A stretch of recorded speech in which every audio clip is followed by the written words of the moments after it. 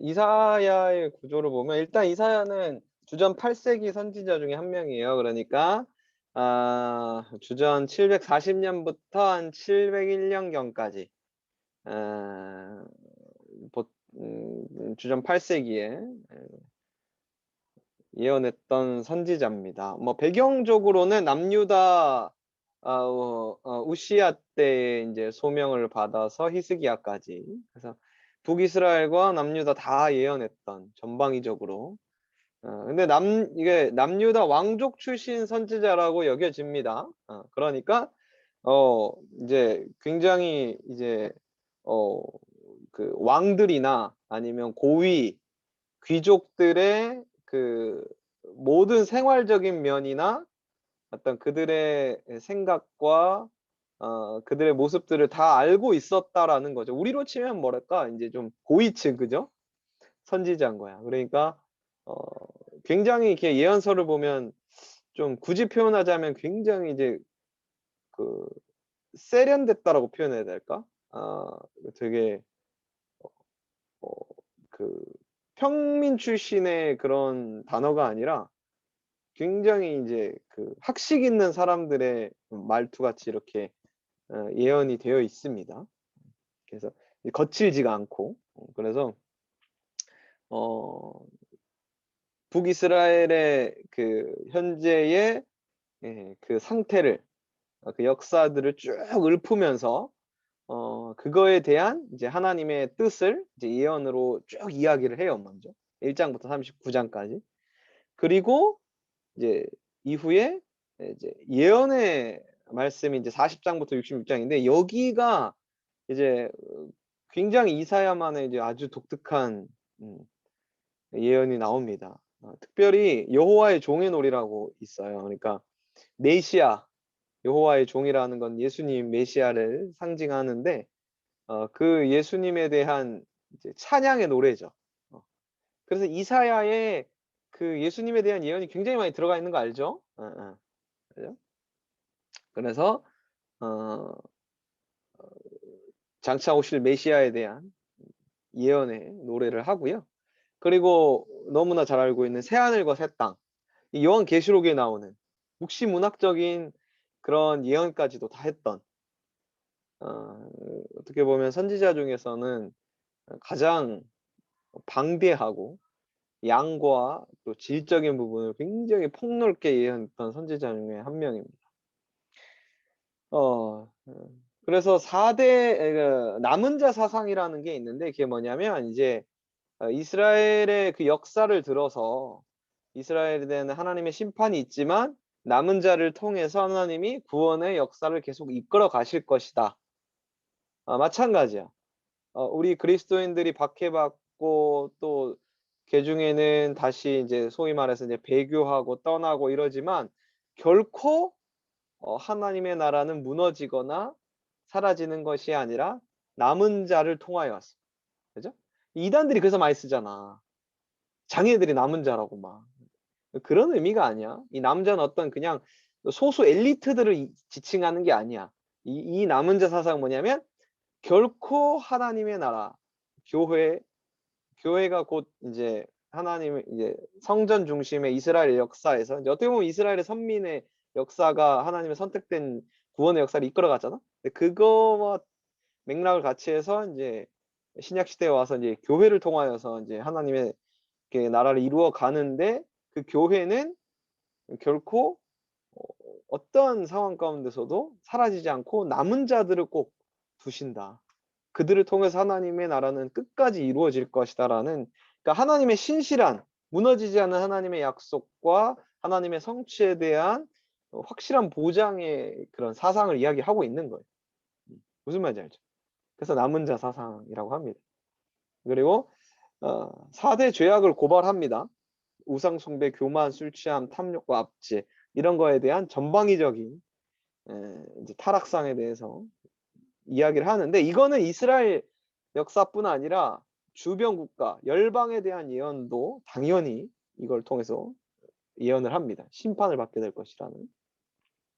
그래서 인제 법정 소송 문학의 특징을 가진 것이 이사야의 특징이고, 그리고 보면 새하늘과 새 땅에 저 일부 보면 그래서 1, 2, 3부로 이렇게 나눠요. 이사야 1, 2, 3부로. 그래서 신학교 가면은 이게 다 이사야가 쓴 거냐, 다 이사야가 썼다라고 보지 않거든. 이사야의 제자들이 썼다 막 이렇게 이야기도 하고 하는데 이 1, 2, 3부로 나눠져 있어요. 그러니까 1부는 포로 이전의 이야기를 다뤄. 그리고 2부는 포로기 때 주시는 메시지. 그리고 3부는 포로기 이후에 주는 메시지가 딱 있습니다. 그래서 1부 때는 당연히 포로 전에 이스라엘과 이방에 대한 이제 심판의 이야기들. 그래서 1장부터 12장까지는 남유다를 책망하고 또 그를 구원할 것이다라는 이야기들과 그다음에 13장부터 이방의 예언들, 이방에 대한 심판의 경고의 말씀들, 묵시록적인 예언들, 그리고 화와 복의 노래. 당연히 선지자니까 이렇게 하면 복 받고 이렇게 하면 불순종하면 저주받을 것이다. 그리고 특별하게 이제 36장부터 39장까지 이야기는 히스기야 시대 때의 역사. 왜냐하면 히스기야 시대 때 이사야가 활동했거든. 그때 했던 히스기야에게 편지 보내고 했던 그 이야기들이 그대로 그 역사서에 나오는 이야기가 그대로 나오는 게 36장부터 39장 내용.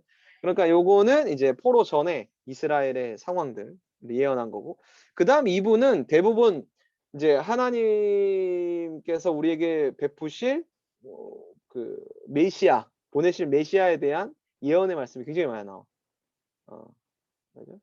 고난받는 메시아의 예언들.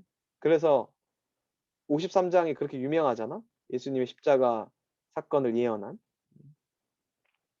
그리고 이제 순종하실 것이고 선교하고 공의, 하나님의 공의. 여호와의 종이 하실 일에 대해서 이제 노래하는, 예언하는 게 2부에. 그러니까 포로기 때 이대로 우리는 끝나는 것인가 이런 이제 절망감이 있잖아요. 이스라엘이 이렇게 하나님이 버리시는 건가? 그게 아니라는 거지. 그죠?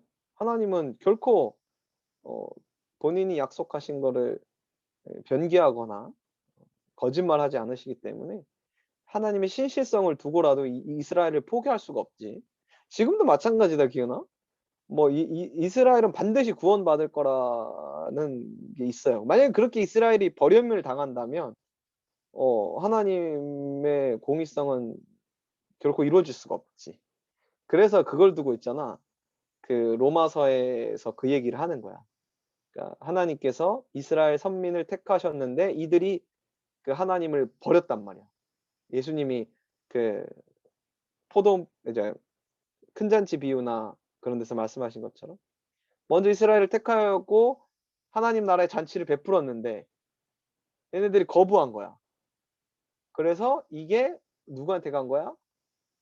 병들고 약한 자들, 그리고 울타리를 넘어서 이방인들에게까지 이게 복음이 전파된 거야. 그걸 로마서에 뭐라 그러냐면 시기하게 하셨다 이렇게 한 거야. 예를 들어 장자가 하나님이 이제 아빠라면 장자가 이스라엘이란 말이야. 그지? 선민 이스라엘이란 말이야. 그들을 먼저 구원했어. 근데 얘가 하나님의 사랑을 거부했어. 그 그러면 그 둘째 아들 그 양자를 드렸는데 그게 누구냐면 이방인이란 말이야. 이방인에게 구원의 이제 그 발걸음이 옮겨졌잖아. 그러니까 첫째가 시기하는 거지. 그지? 왜 아빠가 왜 쟤한테 사랑을 주고 나는 안 주지? 나도 사랑 줘요. 이런 식으로. 그래서 다시 이스라엘을 돌아오게 할 거라는 거. 그때에 이제 하나님의 사랑이 완전히 이루어지고 하나님의 나라가 이루어지겠지. 그 우리가 새 이스라엘이 탄생되는 시점. 그래서 있잖아. 그런 것 때문에 그런 얘기들을 해. 이제 유대인들이 이제 회개하고 다 유대인들이 하나님을 예수님을 믿고 받아들여서 완전히 구원받는 시대가 오면 주님이 재림하지 않을까 이런 시기적으로. 왜냐하면 로마서의 예언대로라면, 로마서의 말씀대로라면, 그리고 전방위적인 이런 예언들의 어떤 그 성취를 바라보면 어쨌든 마지막에는 이스라엘을 구원하실 거라는 게 확실하거든. 그러니까 그때가 이제 주님이 오시는 날 아닐 것이냐 이런 얘기들을 많이 해. 그래서 어쨌든 그런 포로기 상황 가운데서는 이제 희망의 메시지를 던지는 거지, 그지? 그리고 그러니까 포로기 때 쓰여졌다라고 봐. 이사야 2부 내용은. 그리고 3부 때는 포로기 이후에 이제 포로에서 돌아왔지만 여전히 그들의 삶은 현실의 막막함에 묻혀져 있을 때에 이제 묵시문학적인 이제 새하늘과 새 땅, 하나님의 나 영원한 하나님의 나라가 이루어질 것을 이제 예언으로 말씀을 하시는 거지. 완전한 하나님의 나라가 이루어져. 그래서 이걸 딱 보면 있잖아. 1 장부터 39 장까지 이스라엘의 역사, 그리고 여호와의 종의 노래, 복음서, 예수님은 누구인가, 그지? 그리고 이후에 성령 시대의 그런 어떤 사도행전 이후로부터의 그 요한계시록까지의 내용, 이걸 다 예언하고 있잖아. 딱 대비가 되잖아, 그지? 그래서 이 이사야를 작은 성경책이라고 해. 성경책의 요약판, 그지? 그러니까 창세부터 이스라엘 민족의 역사와 구약과 신약과 계시록을 다 얘기하고 있잖아, 그지? 성경책을 딱 세 가지로 분류할 수 있어. 구약, 신약, 그다음에 요한계시록은 따로 떼야 돼. 묵시문학. 그렇게 돼 있단 말이야. 복음서, 묵시문학 이렇게 간단 말이지, 엄밀히 보면. 그래서 인제 이게 작은 이사야다 라고 이야기를 하는 겁니다. 그래서 이사야가 우리들은 뭐 그렇게 잘 못 느끼겠지만 그 신학에서는 굉장히 중요한 책이야. 신학교에서는, 또 교수들에게 있어서는, 신학을 공부하는 사람에 있어서 이사야는 굉장한 그런 뭐랄까 성경을 풀어내는 굉장한 중요한 책이야. 이게 아니라면, 이사야가 없다면 예수님에 관한 그런 예언의 메시지가 상당 부분 사라진단 말이지. 예수님도 이 이사야, 누가복음에 가면 이사야의 예언의 말씀을 선포하고 이렇게 사역을 시작하신단 말이지. 나를 보내소서, 눈먼 자를 치료하며 저들에게 화관을 주라, 선포한단 말이지. 그러니까 예언된 메시. 그래서 굉장히 중요한, 이사야는 읽긴 어렵지만 굉장히 중요한 책이다. 그래서 이렇게 이사야의 그 여러 가지 또 이제 찬양의 노래들이 이제 나와져 있어요. 그래서 이게 다 그 굉장히 중요한 메시지를 가지고 있다라는 거를 알면 되고, 요거는 뭐 굳이 여러분들이 뭐 신학을 할 거 아니라면 메시아에 대한 노래다 이렇게 이해하면 되겠습니다. 그래서 혹시 이사야 읽어봤니, 기훈아? 어, 전에 읽어봤어요. 전에 읽어봤을 때 뭐 혹시 뭐 궁금한 거나 아니면 좀 뭐 이런 그런 거 있었어? 이사야는 좀 어려워가지고. 음, 음, 읽을 때는 어떤 그냥 느낌이? 읽어가지고요. 어, 근데 이 궁금한 게 아까 들으면서 음, 음. 그 이사야는 그 어느 시대부터 어느 시대까지 살았던 거예요? 예언한 걸로 치면은 이제 이게 왕으로 치면 운요하이라 그래서 우시야, 요담, 아하스, 히스기야 이때까지 어, 예 왕들. 그러니까 그 연도로 치면은 똑같아. 아모스, 호세아, 미가 같이 시대 때 주전 8세기의 선지자. 그러니까 음, 배경적으로 보면 어 북이스라엘은 굉장히 이제 막강한 힘과 또 북의 영화를 누렸을 때, 음, 굉장히 잘 먹고 잘 살 때, 그렇지만 영적으로 매우 타락했을 때, 남유다도 그와 더불어서 어 이렇게 같이 북이스라엘과 굉장히 친했지만 그게 결코 어떤 긍정적인 의미에서의 그 화친이 아니라 일단 세상적인 음 세상적인 욕심에 의한 화친이었기 때문에 결코 좋지 않았고, 그나마 가장 이사야의 마지막 예언의 시기가 히스기야 때. 근데 이사야가 이 모든 1, 2, 3 부를 다 예언한 건 아니야. 그렇게 어, 보진 않아.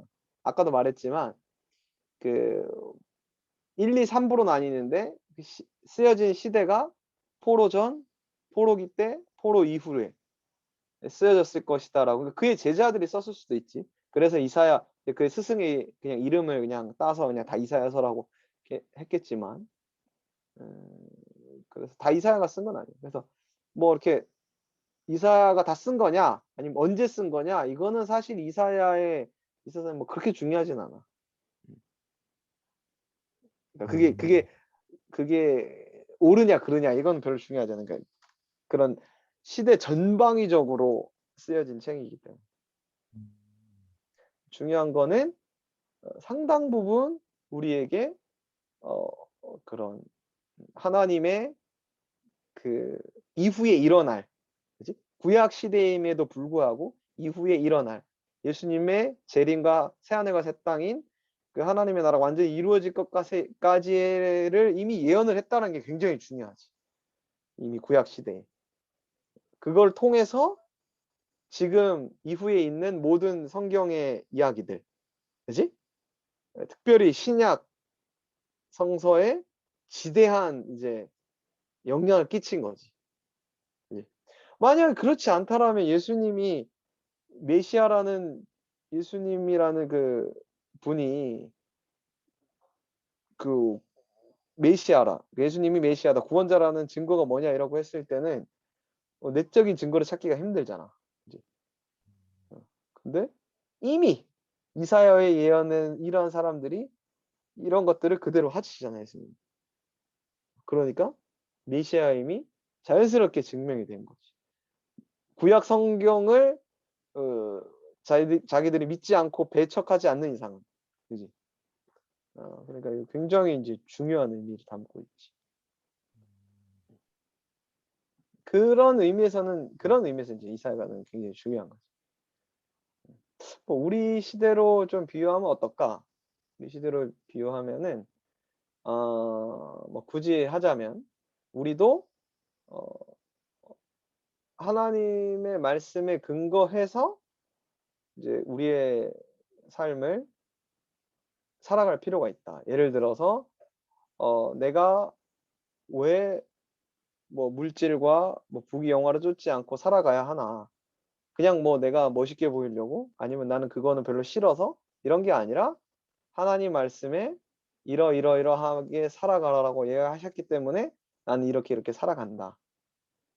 철저히 이제 그러니까 예수님도 어떤 본인의 뭐 기분이나 아니면 본인의 뭐 생각이나 뭐 본인의 뜻대로 한 게 아니라 오로지 하나님께서 약속하시고 계획하신 그 예언의 말씀을 따라서 순종하셨고 그 말씀을 따라서 하나님의 구원의 역사, 하나님의 나라를 이루어 가셨단 말이지.